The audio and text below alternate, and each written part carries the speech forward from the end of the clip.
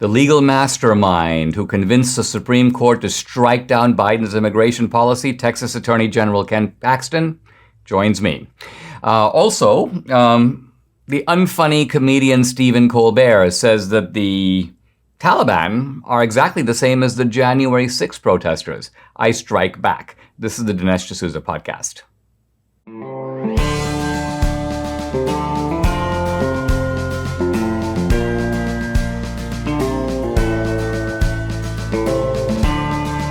America needs this voice.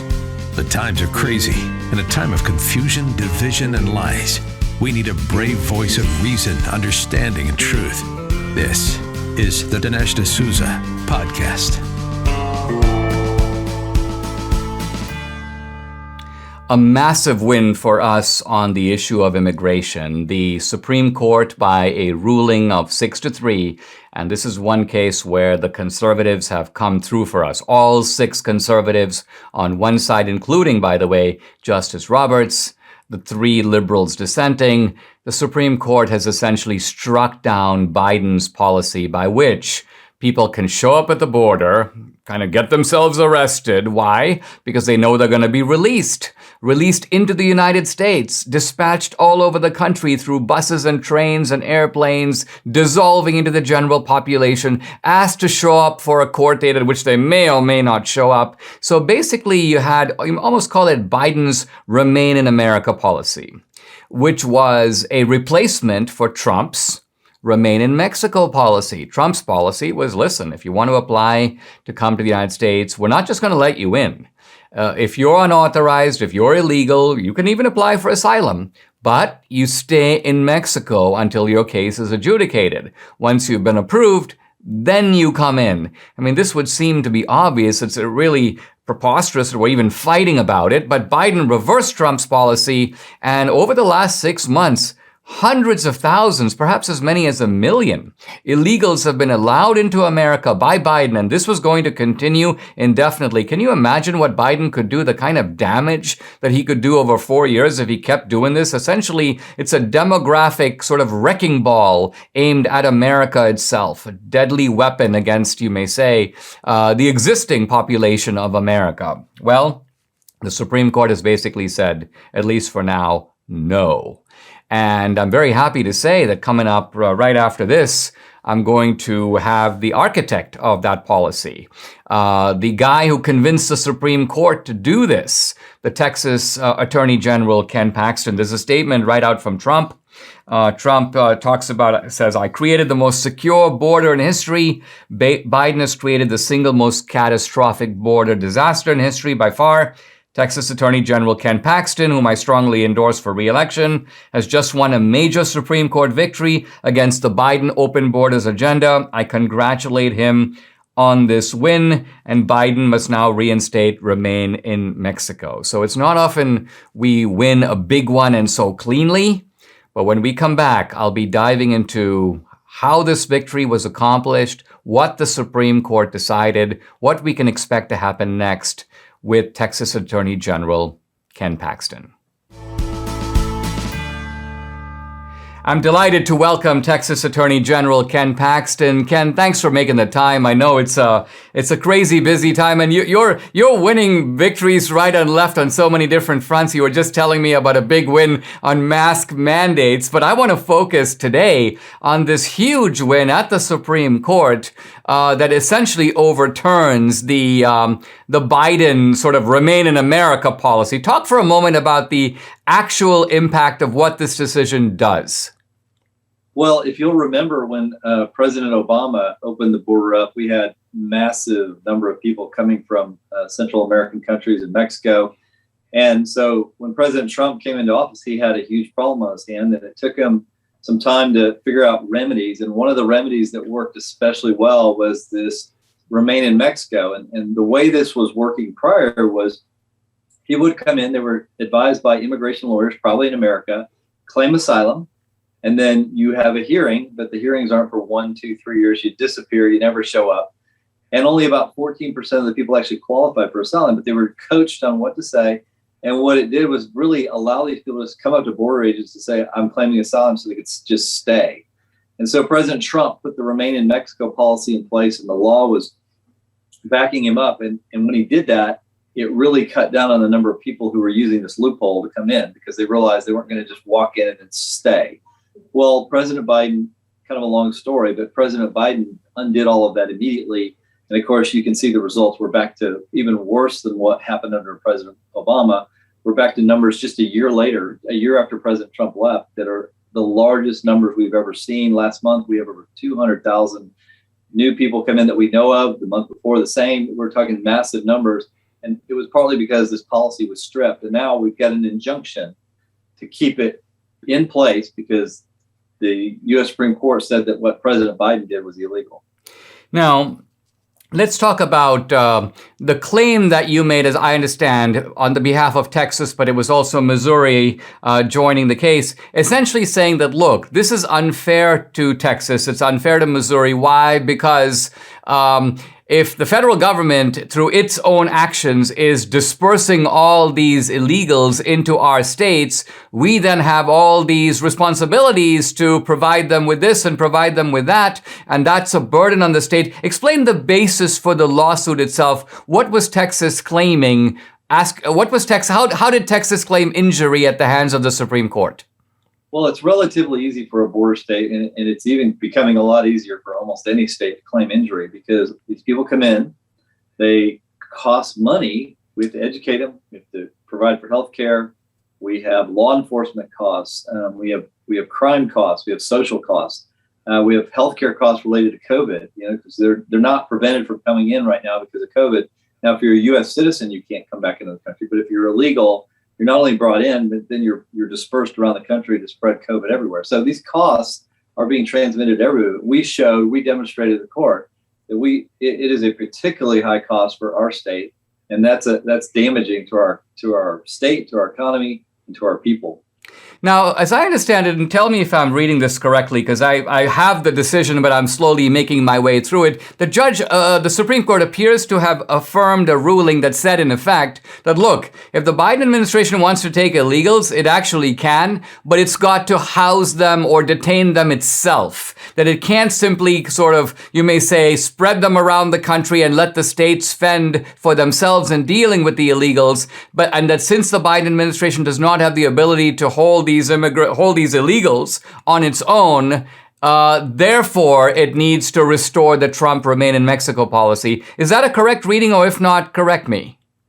No, that's right. And the reality is they can't house these people. They got more people than they've ever had. It's just being overrun.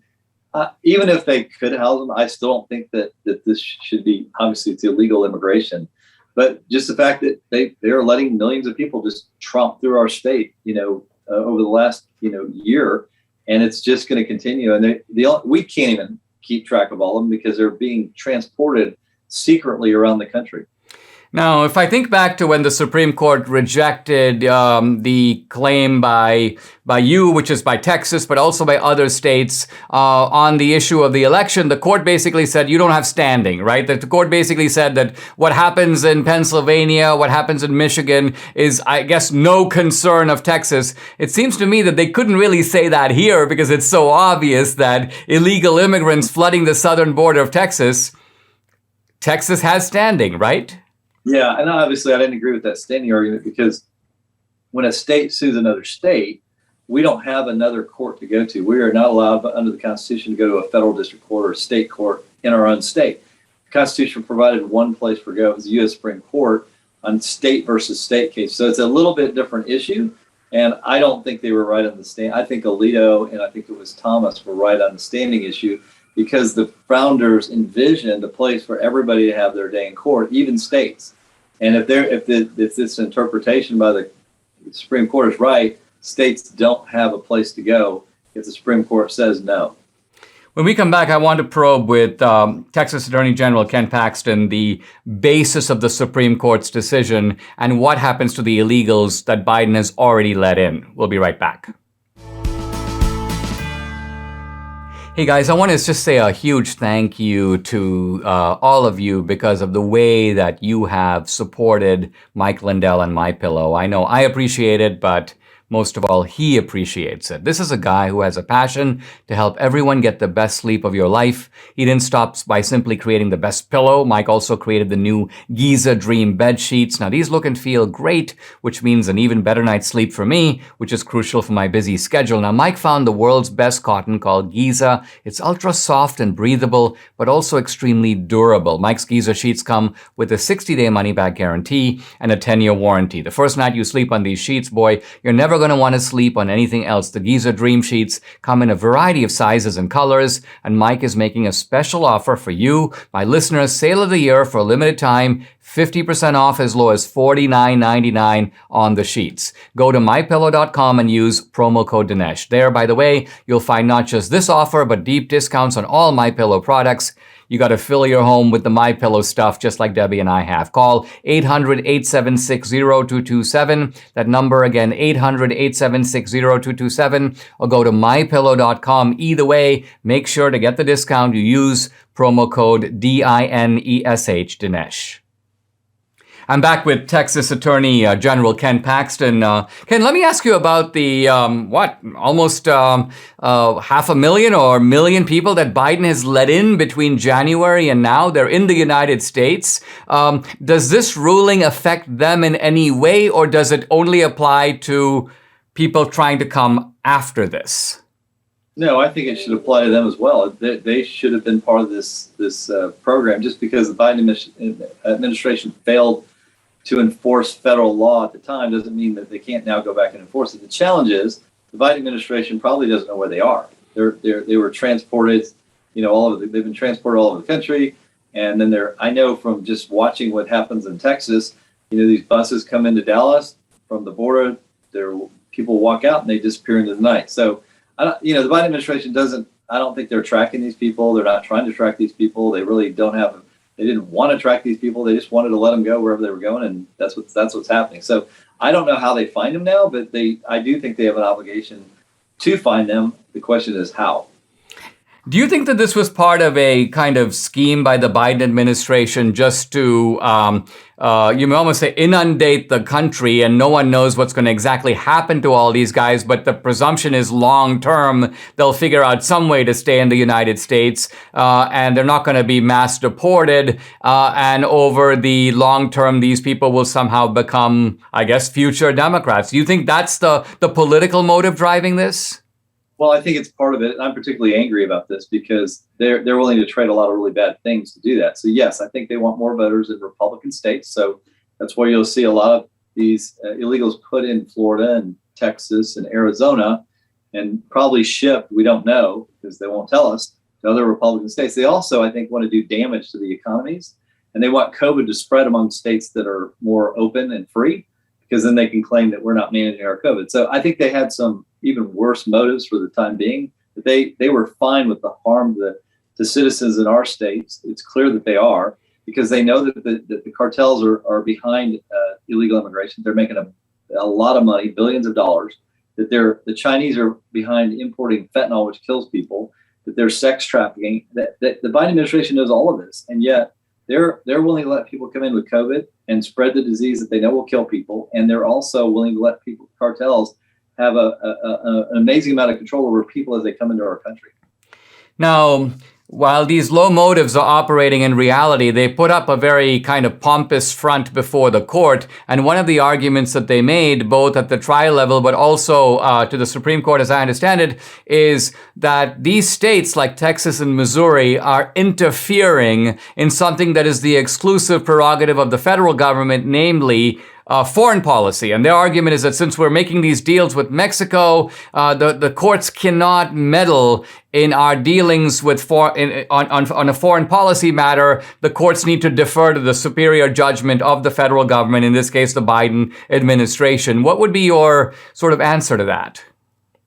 That's a pretty good argument made in Disneyland, but not in reality, because that is not true. We're talking about our soil. We're talking about Texas soil.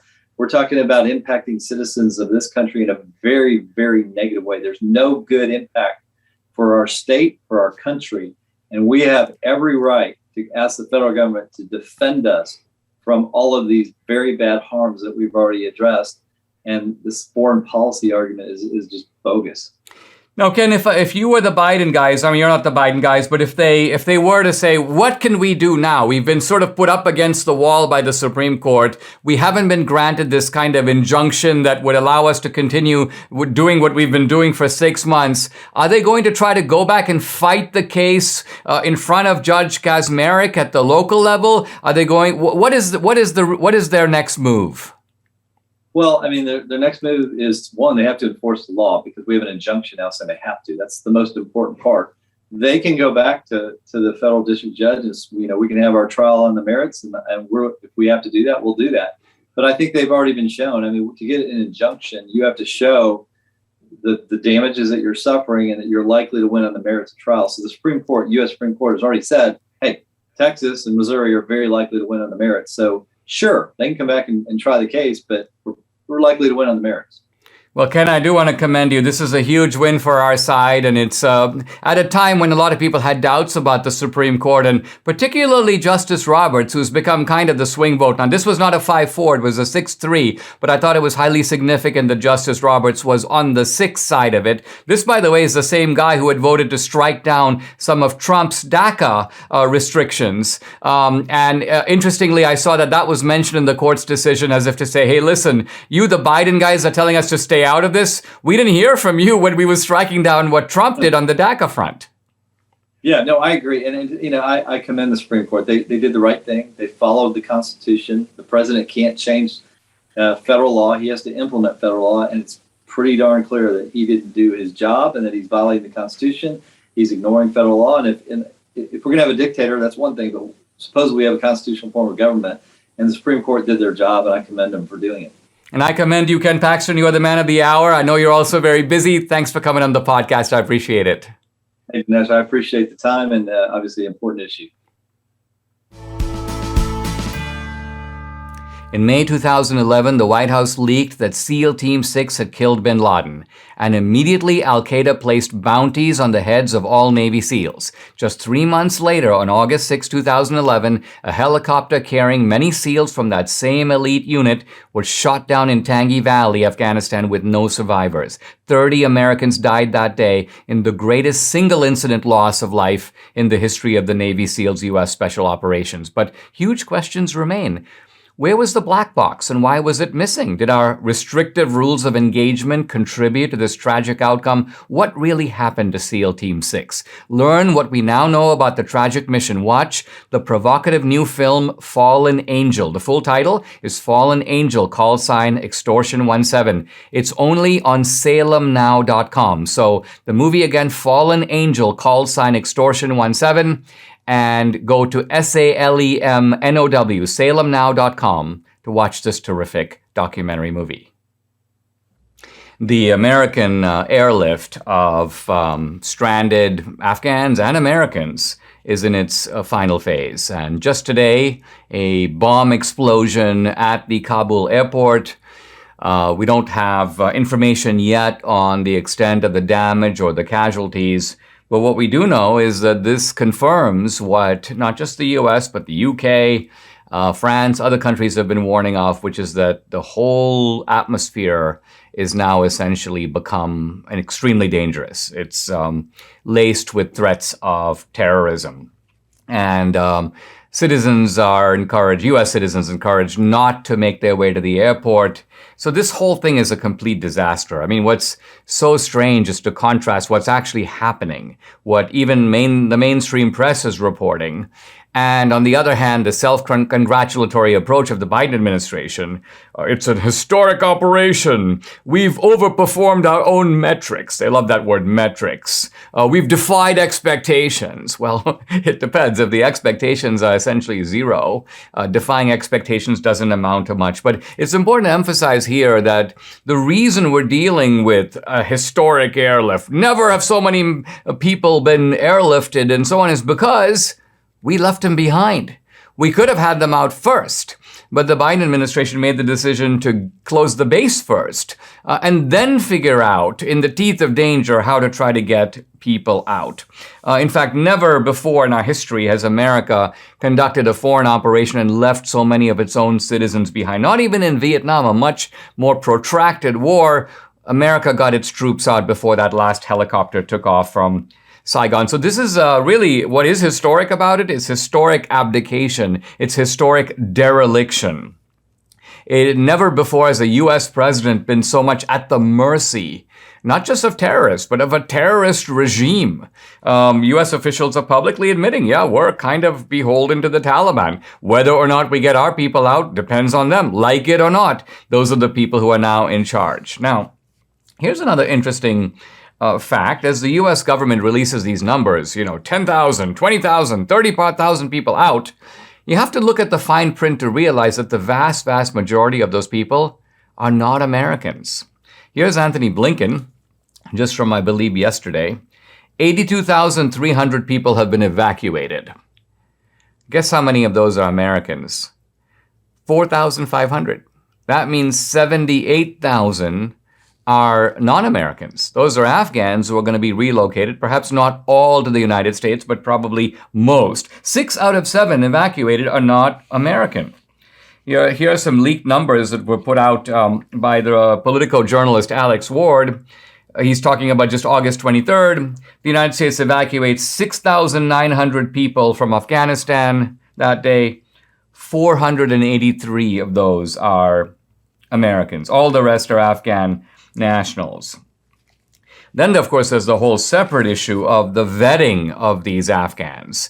No information on how that is occurring. No information on whether we actually know who these people are. We know much about them. We know that these guys aren't, for example, Taliban guys who go, listen, A, free trip to the United States. B, the United States is paying for some terrorists from over here to get over there. We don't have to pay our own airfare. This is fantastic. We can now cause trouble in the United States. So what makes all of this so disgusting is that this is a completely botched operation, a disastrous operation, either disastrous by incompetence or disastrous by intent.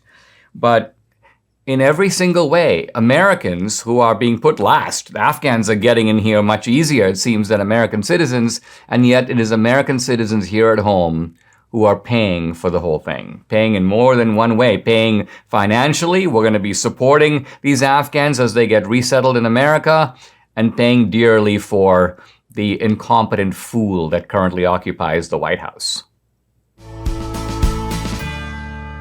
In their recent budget proposal, the White House Budget Office forecast inflation for 2021 at 2.1%. Now, in June, the actual inflation rate, 5.4%. The point? Inflation is here. It's coming faster than our government is ready for, and their solution is to stick their heads in the sand. Now, don't stick your head in the sand. Hedge your savings against inflation by diversifying into gold and silver with Birch Gold Group. If you haven't reached out to Birch Gold to diversify part of your IRA or 401k into a precious metals IRA, do it today. I buy my gold from Birch Gold. They have an A+ rating with the Better Business Bureau, countless 5-star reviews, and thousands of happy customers. Talk to them. Have them help you safeguard your investments. Text Dinesh to 484848 to claim your free information kit and to speak with a precious metals expert on holding gold and silver in a tax-sheltered account. Again, text Dinesh to 484848 and protect your savings today. We are in the age, alas, of the unfunny comedian, and perhaps no one is unfunnier than Stephen Colbert.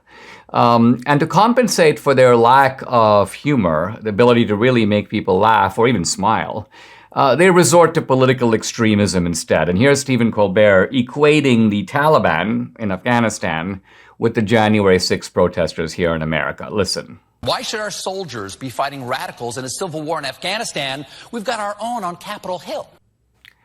You know, as you can see, I'm trying to laugh. But it's really hard to laugh because what you're dealing with here is just nothing more than a ridiculous political comparison. Let's think of what, if we take for a moment what Stephen Colbert is saying at face value, he seems to be implying that we are in America now in a civil war, just like they had in Afghanistan. Number two, our soldiers are fighting the wrong people. They shouldn't be fighting and killing Taliban.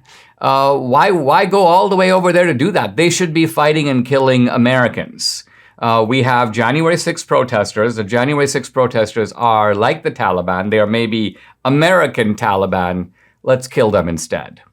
Now, it doesn't really require, I don't think, a analysis to show why this equation of the Taliban with January 6th is absurd. Well, first of all, they are radical Muslims, and the January 6th protesters are not. The Taliban just did an armed overthrow of the government. The January 6th protesters were not even armed, nor did they even plan a coordinated attack, and I'm getting that straight from the FBI. For the analogy to really work, you'd have to say that when the Taliban tried to take Kabul, there was only one guy who was killed, and that was a Taliban protester trying to break through a window, shot through the neck by an American, and there were no other casualties. So you see how at every level this analogy completely implodes.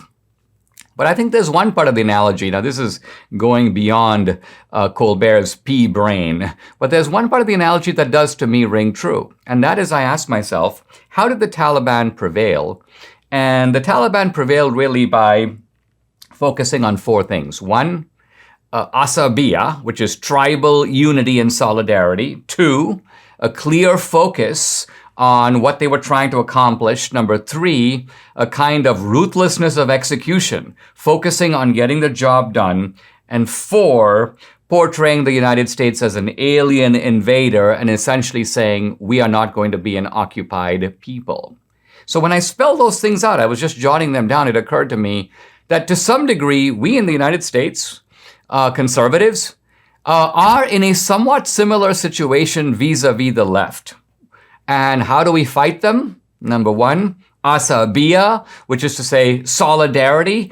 Our team needs to hang together, no petty divisions. Let's recognize that the opposition needs to be united to win. Number two, let's have a clear focus in identifying who the left is and how we can disrupt and defeat them. Three, ruthlessness of execution. And what this calls for is, I would call it a political guerrilla strategy. Not a military strategy, not an armed strategy, but a political strategy to disrupt the operations of the left in every which way we can. And finally, the concept of the alien invader. What we really have here is a kind of globalized elite that doesn't really care about the American people, that wants to establish here in America, establish American citizens themselves as a captive nation. So in some ways, just as the Taliban viewed America as a foreign invader, we have an alien force in America, the left, that is trying to rule over us with a tyrannical hand, using censorship, not seeking, if you will, our consent. We have that here now. So if there's some analogy between us and the Taliban, let's realize that even if sometimes outnumbered,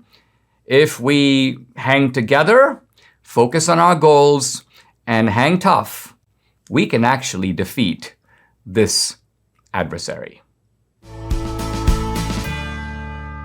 Why do just 4 companies control 80% of the US meat industry? Because big food crushes the little guy. Now you can help change that with Moinkbox.com. Moink delivers grass-fed and grass-finished beef and lamb, pastured pork and chicken, and wild-caught Alaskan salmon directly to your door, helping family farms become financially independent outside of big agriculture. Now, their animals are raised outdoors, their fish swim wild in the ocean, and Moink meat is free of antibiotics, hormones, sugar, and all the other junk you find prepackaged in the meat aisle. Sign up at moinkbox.com/Dinesh to get a year of bacon for free, and then pick what meats you want delivered with your first box. Change what you get each month and cancel anytime. Moink was founded by an 8th-generation farmer who was featured on Shark Tank. Host Kevin O'Leary said it's the best bacon he's ever tasted, and I agree. And Jamie Smirnoff, creator of the Ring video doorbell, also invested in Moink. Moink meat is so delicious, I love it, and you will too. Get Moink right now. Join the Moink movement today. Go to moinkbox.com/Dinesh right now, and listeners to this show will get free bacon for 1 year. That's 1 year of the best bacon you'll ever taste, but for a limited time. It's spelled M-O-I-N-K. Go to moinkbox.com/Dinesh. That sleazeball governor of New York, Andrew Cuomo, is happily out of office. But he was kicked out of office for the Me Too allegations, but not for the worst thing he did, which was the killing of a whole bunch of New Yorkers. And in fact, that number was to the very end understated. The new governor just released a report that there were 12,000 uncounted COVID deaths. So COVID deaths that were counted but concealed by Cuomo. And on his way out, almost as if to thumb his nose at the process and at the American people, at New Yorkers, Cuomo pardons a notorious criminal, a notorious thug. We live in a time of that's unique in many ways. The pandemic, the border crisis. Never has the border been so open. Censorship. But one thing that is not unique is political violence. We had a lot of political violence in the 1960s. And I want to talk about one case of political violence. This was the Brinks armed robbery. The Brinks armed robbery was done by a bunch of far-left radicals, led by a guy named David Gilbert. Gilbert was with a group of co-conspirators, some of them women, a woman named Judith Clark, and Gilbert's, at the time, partner, a woman named Kathy Boudin. And these are people, during this armored car robbery, two police officers, Nyack Police Sergeant Edward O'Grady and Officer Waverly Brown, were murdered. Well, David Gilbert was found guilty, 3 counts of second-degree murder, 4 counts of first-degree robbery, sentenced to 75 years in prison, no possibility of parole until 2056. Now, Cuomo pardons this guy, David Gilbert. And so he is most likely going to be getting out. A very bad guy. And part of the reason Cuomo did this is lobbying by David Gilbert's son. David Gilbert's son is Chesa Boudin, the very left-wing attorney general of San Francisco. Very interestingly, Chesa Boudin has a role in how Debbie and I first met. Debbie sent me a bunch of videos that had been made by Bill Ayers. Yes, that Bill Ayers, the Bill Ayers of the Weather Underground. And Bill Ayers was in Venezuela, talking to the Venezuela education minister about bringing the Marxist education system of Venezuela to the United States. But Bill Ayers doesn't speak Spanish, so he had a translator. Who? Chesa Boudin. And how does Bill Ayers know Chesa Boudin? Because when Chesa Boudin's parents were locked up as a result of the Brinks robbery, Bill Ayers and his wife decided to raise Chesa Boudin. So you see how these radicals are all sort of connected one to the other. And Chesa Boudin just tweeted how happy he is. My heart is bursting on the eve of my first child's birth. My dad, who's been in prison nearly my entire life, was granted clemency.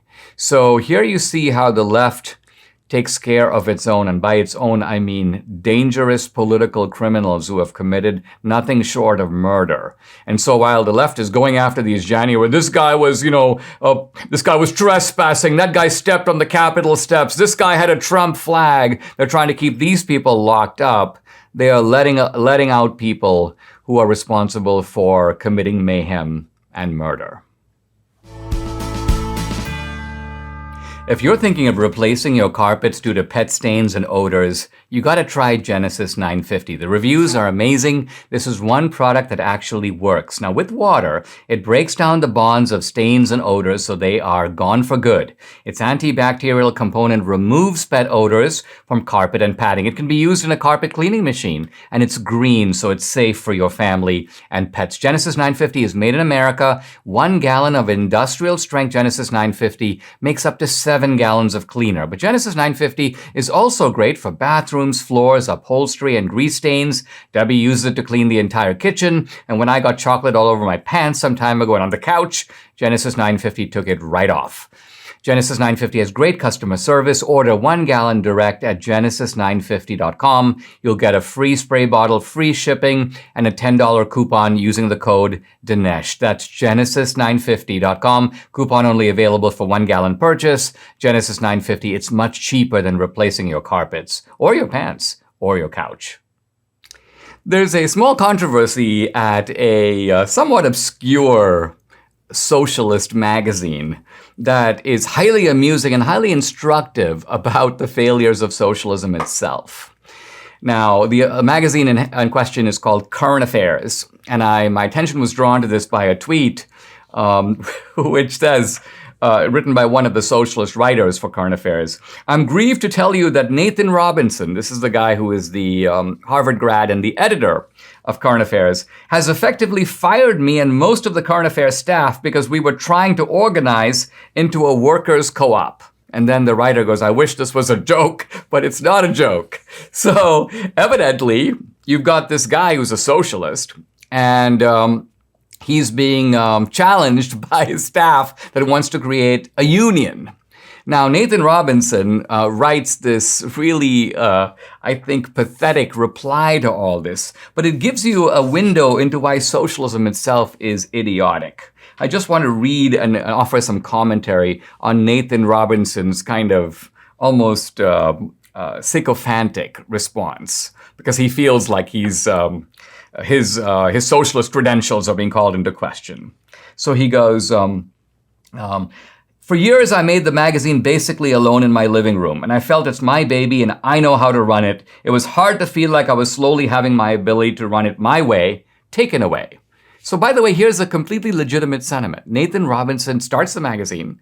He basically does all the work. He creates the structure, and now this workers' co-op wants to basically jointly govern the magazine.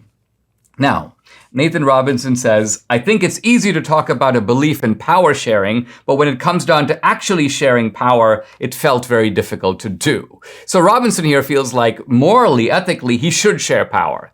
He never seems to ask himself the question, why? If it's his magazine, he got the idea for it, he started it, he did all the work, why would he create a kind of artificial equality between him and other people who obviously have contributed a lot less?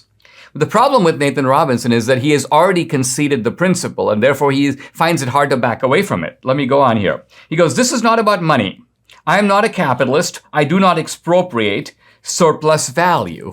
Now, this is idiocy on stilts. Why? Because first of all, what Nathan Robinson evidently does is he pays all staffers $45,000, including himself.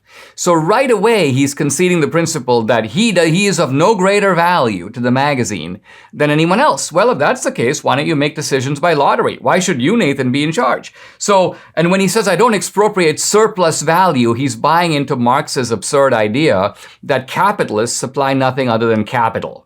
So all the idea for the magazine, wasn't that yours, Nathan? Number two, who organized the magazine in the first place? Who brought on board all these other guys? You did. Who's the one who's the face of the magazine? You are. Who markets the magazine? You do. So you're not expropriating surplus value. If you had any sense, you'd realize that you are contributing more value, at least to the degree that one can say that Marx's commentary provides value at all. But nevertheless, you're the guy doing it journalistically much more than the others.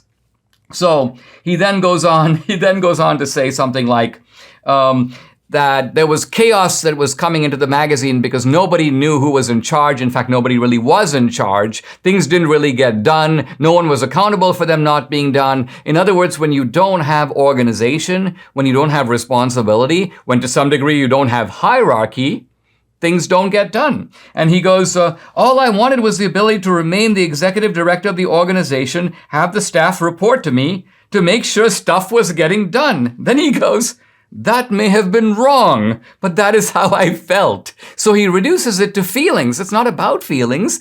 He wants to get things done. Nothing does get done without organization, and yet he has to apologize for it and bring it down to, well, let me just say that this was kind of my sentiment about the matter. And finally, the groveling conclusion, "I will try my very best to make sure this is done, reorganization is done in accordance with sound leftist values." This was not that. So what you have here is the abasement, the intellectual depredation, the sheer embarrassment, the sheer stupidity, not just of one Nathan Robinson, but of socialism itself. You know, we're really excited because we just got in the mail the new MyPillow quilts. They're amazing. We just ordered these new MyPillow quilts to go with our Giza Dream Sheets.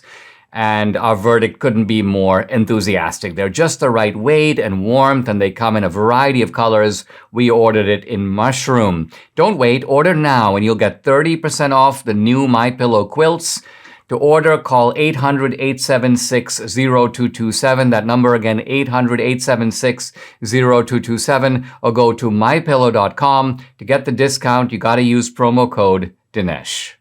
I want to conclude today my discussion of diversity in two of Shakespeare's important plays, Othello and The Merchant of Venice. I talked earlier about Othello. I'm now completing my discussion of The Merchant of Venice. A play that sets, you may say, Jew against Christian. And here I don't just mean individually, Shylock on the one side against Antonio on the other, but the Jewish worldview, you might say, in the Orthodox sense, against the Christian worldview.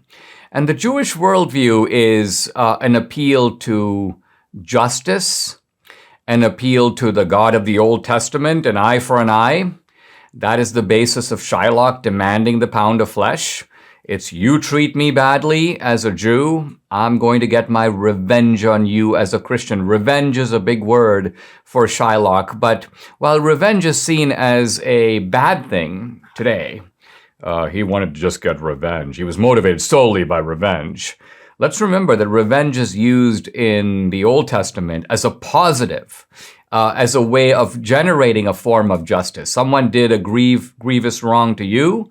Well, you have to do a grievous wrong to them to kind of, you may say, equalize the scales. And that's what motivates Shylock. At no point does Shylock ever think that he's not claiming his due. And his due is not merely dictated by the fact that he's treated badly. It's dictated by the fact of a contract. You made a deal. You agreed that if you couldn't pay your loan back, Antonio, that I could take a pound of your flesh. It says it right here in the bond. And so Shylock, in that sense, is a kind of, you may almost call him a judicial literalist. He says, here's the clear language of the contract. I'm demanding no more than what the language emphatically says. And Shylock, you may think, would have some doubts about his ability to enforce this contract. Why? Well, frankly, because he's in a hostile country. He is in Christian Venice. So why would the Duke of Venice, who's obviously himself a Christian, and everybody else in the courtroom for the most part is Christian, why would the Duke side with Shylock? Why does Shylock think he has a prayer, you might say, by going into the courtroom? Well, the answer is really simple, and it's made clear by something the Duke himself says at the very beginning of the play. I'm going to read now from the Duke, who becomes, in the end, the sort of arbiter of this dispute. The Duke says, this is Shylock talking about the Duke. The Duke cannot deny the course of law. For the commodity that strangers have with us in Venice, if it be denied, will much impeach the justice of the state, since that trade and profit of the city consisteth of all nations. Basically, what Shylock is saying here is that for Venice to be a cosmopolitan city, to encourage foreign people to come to Venice and invest and trade, they've got to apply the law equally to everyone. They cannot play favorites because that will destroy the credibility, not just of Venice, the city, but of the Venetian currency. And so the Duke cannot afford to let that happen. So Shylock is confident that even though they may not like him as a Jew, nevertheless, he can appeal to that equality of rights under the law that the Duke is obligated to enforce. Now, if Shylock is a kind of Old Testament figure who sees success as success confined to this life, who is an eye for an eye man, we have to contrast him with the incredible generosity of the Christian characters in the play, specifically Antonio, but also Portia. Very often people think of the Christianity of the Merchant of Venice as solely embodied in Antonio. And Antonio is unbelievably generous. I mean, his friend Bassanio comes to him and says, I want to court this woman. I've kind of wasted my own money. I'm a spendthrift. I owe all these debts. Antonio basically goes, listen, I will give you the money. And it'd be one thing if Antonio was like, here, let me give you the money. Antonio doesn't have the money. The money that he has is at his ships at sea, and they haven't come back yet. So Antonio goes out and borrows the money to the point of being willing to risk a pound of his own flesh just to help a friend at no rate of interest, just out of friendship. Think of the generosity of that. And then think about the generosity of Portia later, where Portia basically decides, I'm going to leave Belmont, where I'm very happy. I've got a nice husband, Bassanio. But because Bassanio has a friend, and this friend Antonio is in trouble, and his life is at stake, and it's bothering my husband, it becomes my problem. So I'm going to now, along with my assistant, my maid, we're going to go to Venice. We're going to play an active role in trying to get this guy Antonio off. And so this is the kind of largeness of heart that you see and that Shakespeare associates with Christianity. And Portia utters, I think, one of the most powerful and profound lines of the play when Shylock is appealing to justice. Justice, I want justice. I want nothing more than justice. Portia says, in the course of true justice, none of us would see salvation. And there you have it in one line, the essence of the Christian doctrine that goes beyond the courtroom. What Portia is basically saying is if we stand before God and we appeal to justice like Shylock, the only just verdict would be to dispatch us all off to hell because we have all fallen woefully short of God's standard.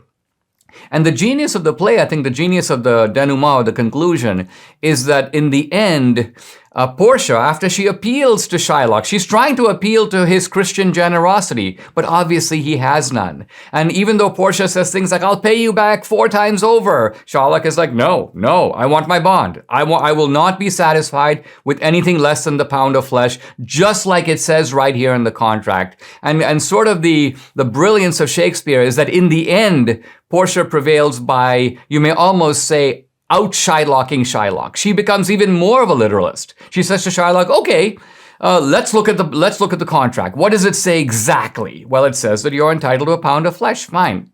Does it say over there anywhere that you're entitled to all the blood that comes out with the pound of flesh? No, I don't see it. Where is it? We're not living with the living Constitution here, guys. We're talking about a literal contract. So, okay, Shylock, you take your pound of flesh. But, if you take any blood, which you're not entitled to, because why? It doesn't say so in the contract, then you have violated the contract. You have shed blood. You have shed Christian blood, and you then will have to pay with your life. And Shylock, of course, realizes, oops, I probably should have put a clause about the blood in the contract. I didn't think of that. And so Shylock is sort of undone by his own literalism. And so the play has a kind of happy ending in the sense that Antonio is exonerated, Bassanio's mind is at ease, Bassanio and Portia live happily ever after in Belmont. But Shylock, this majestic, in many ways dignified, Old Testament character, is in the end in ruins.